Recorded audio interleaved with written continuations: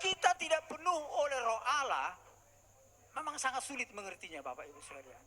Jadi itulah saran saya, bukti daripada kebenaran Alkitab tidak hanya tertulis, tapi nyata di dalam kehidupan umat Kristen.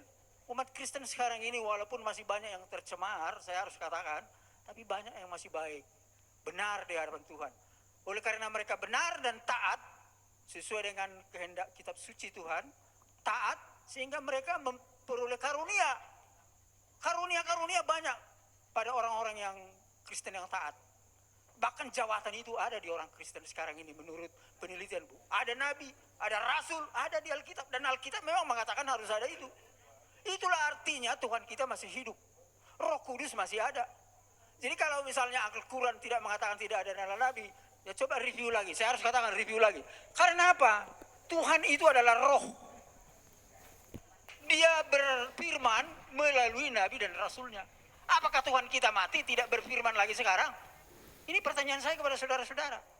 Saya ini orang bernubuat, mendapat rahasia Tuhan melalui mimpi, penglihatan, firman rema, mujizat. Ini yang saya tuliskan ini.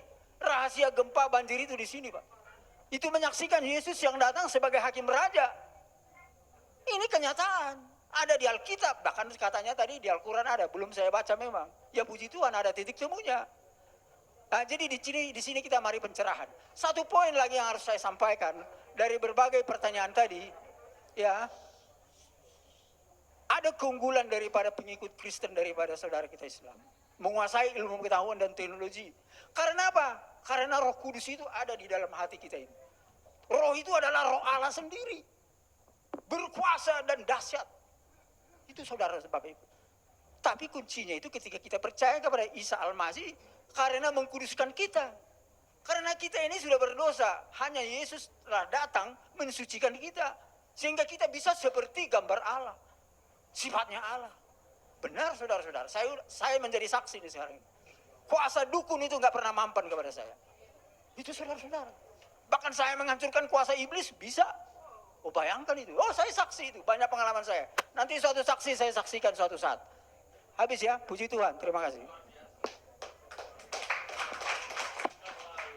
Kita tepuk tangan sekali lagi. Jangan sampai ada kuasa-kuasa iblis di sini, pasti akan lenyap. Baik, untuk yang ketiga 5 menit kepada beliau Pak Insan Mokoginta dipersilakan. Tolong jangan pulang dulu. Ya, baiklah. Mana-mana? Mic itu lebih bagus barangkali. Tes, ya. Ya, tadi kita sudah mendengar bahwa kata Pak Luga Tambunan, mana ada dalilnya Yesus mengatakan dia Tuhan, Nabi. Ternyata ini semua empat Injil kan? Ini kata siapa ini? Kata siapa semua ini? Kata Yesus kan? Ini ucapan Yesus sendiri mengatakan bahwa dia itu seorang nabi. Jadi apa yang saya kutip ke sini itu copy paste, tidak ditambah, tidak dikurangin. Katanya saya menafsirkan sendiri. Ini kan saya ambil dari Alkitab, tidak ditambah, tidak dikurangi. Yang mengatakan Yesus sendiri bahwa dia itu hanya seorang nabi. Dan nabi itu pasti kan bukan Tuhan. Ayat harus ditafsir dengan ayat, tidak bisa. Jadi harus ada ayat penafsiran lagi. Makanya saya katakan Rasul Yohanes menafsirkan anak Allah itu raja segala raja. Jadi harus ada penafsiran ayat dengan ayat. Tidak bisa kan seperti itu. Saya. Jangan diambil lah waktu saya. Ya. Jadi Yesus itu manusia dia nabi bukan Tuhan. Bahkan ada di sini ia bukan manusia. Sebab aku ini Allah dan bukan manusia. Jadi Yesus itu nggak mungkin Allah. Allah aja nggak bisa jadi manusia, bukan manusia apalagi Yesus. Nah, baik, saya akan melanjutkan ini. Komentar para tokoh Kristen dan Katolik tentang ketuhanan Yesus. Nah, saya punya buku. Ini ditulis oleh seorang Kristen namanya Franz Donald. Dia Kristen Tauhid namanya, tidak percaya Yesus Tuhan lagi. Ya, nah, dalam buku ini saya kutip.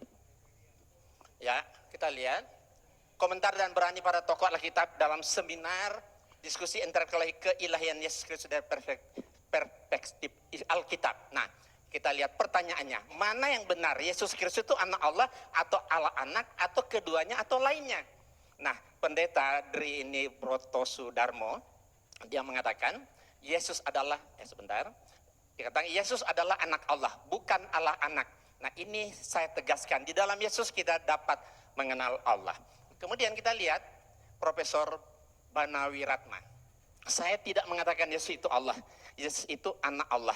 Dan dogma Yesus sebagai Allah adalah hasil rumusan Konsili Nicea tahun 325 Masehi. Konsili Nicea inilah yang menjadikan Yesus sebagai anak Allah. Beliau menegaskan pula bahwa konsili itu tidak alkitabiah. Nah, kesalahannya katanya dogma teologi dianggap bisa memberikan kesimpulan tentang Trinitas yang terjangkau, padahal tidak. Saya tidak setuju dengan bahasa dogma. Saya lebih suka memilih yang sederhana, yaitu bahasa Alkitab. Yesus bukan Allah, tapi Yesus jalan menuju Allah. Beliau menegaskan pula bahwa memang saat ini jemaat-jemaat sudah punya tradisi bahwa Yesus adalah Allah. Gereja sangat sulit mengubah teks liturgis yang bernada dogmatis. Ungkapnya, beliau mengungkapkan, andai kata gereja-gereja berani sepakat untuk merombak dogma liturgis, maksudnya tentang Trinitas, ya silakan. Nah, gitu kan? Nah, kemudian ini Hortensius.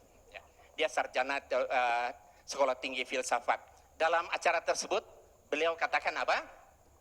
Yesus itu tidak pernah memperkenalkan dirinya sebagai Allah. Yang juga dikatakan Paulus tidak pernah menyebut Yesus Kristus sebagai Allah. Jadi beliau yang sangat paham bahasa Ibrani dan Yunani menegaskan pula, harus ditegaskan bahwa dalam perjanjian baru tidak pernah ada rumusan Yesus adalah Allah. Nah, dengan sangat berani dan tajam beliau sampaikan pendapatnya yang sangat mengagetkan para hadirin yang mendengarnya. Kata beliau, saya keberatan dengan istilah Allah Bapa, Allah Anak, dan Allah Roh Kudus. Selanjutnya beliau katakan, Yesus itu jalan menuju Allah. Rumusan 100% Allah, 100% manusia itu hasil konsili Kalkedon, bukan kitab suci. Dalam Alkitab, Yesus tidak pernah disebut sebagai Allah sejati. Menurut Romo Tom Yakob dari Katolik ini. Ya, kalimat Yohanes pasal 1 ayat 1 seperti yang dikutip Ibu tadi juga, firman itu adalah Allah. Beliau tegaskan, Yohanes justru menekankan bahwa firman tidak sama dengan Allah, tapi bersama-sama dengan Allah. Nah, satu lagi terakhir, yang paling menarik, salah satu pertanyaan jamaah kepada pastor. Bagaimana pengalaman Anda selama menjadi pengikut Yesus? Romo menjawab, itu adalah sebuah pertanyaan yang sangat bagus. Dulu sebelum tahun 1974, kehidupan saya tidaklah baik. Dan saat itu sebelum tahun 74, saya yakin Yesus sungguh Allah dan sungguh manusia. Tetapi setelah tahun 74 sampai sekarang, saya tidak lagi berdoa kepada Yesus, tapi saya berdoa kepada Allahnya Yesus dengan dorongan Roh Kudus. Nah, saya lebih Kristiani sejak saya percaya Yesus bukan Allah daripada sebelumnya ketika saya percaya Yesus itu adalah Allah. Sedikit ya. Dan nah, ini terakhir sekali lagi, siapakah dari pertanyaan yang diajukan kepada pembicara, siapakah Yesus menurut Alkitab? Apakah dia Allah sejati atau bukan? Nah, 3 dari 4 narasumber Kristen itu mengatakan Yesus itu bukan Allah sejati. Allah adalah Bapa dan Yesus itu utusan Allah. Berarti Nabi kan? Yang menjadi jalan bagi manusia untuk menuju kepada Allah. Nah, rumusan Konsili Nicea tahun 35 mengatakan, ya, dogma Trinitas sudah waktunya ditinjau kembali atau dirombak atau bahkan ditinggalkan sama sekali. Gitu. Sedikit ya. Itu pendapat para pakar. Baik. Bukan 12 rasul. Nah, Anda mau hidup menurut kata pakar atau 12 rasul? Karena pakar-pakar ini nggak ada kuasa, nggak ada tanda